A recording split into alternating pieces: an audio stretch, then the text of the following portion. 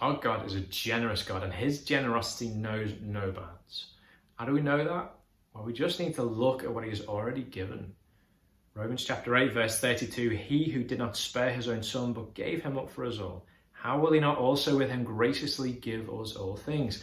God the Father will graciously give his children everything they need for life and godliness.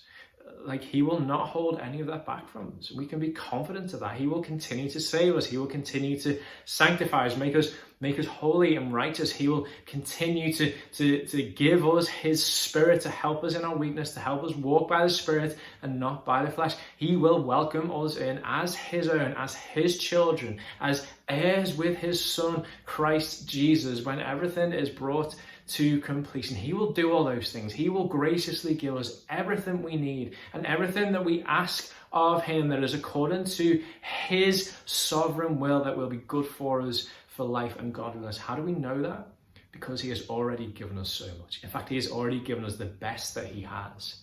He has given his Son Jesus, his dearly beloved Son, his Son on whom all of his love was and is bestowed. He has put forward his Son as a payment for our sin. He put forward his Son to suffer a cruel death. He put forward his Son to absorb the fullness of his wrath that was due towards us.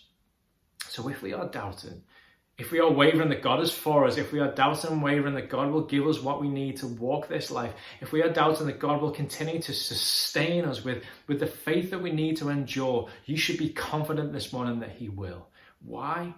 Because he has already shown you. He has already shown you through the giving of his Son, Jesus Christ, that he will give you and has already given you everything you need. He will hold back nothing that is good for you. He's shown us that in giving of his Son, and he will continue to do that until we go to be with him. So be confident of that. Be assured of that this morning, that God will sustain you. God will continue to help you grow. And he is a God who graciously gives his children all things, all that we need for life and godliness.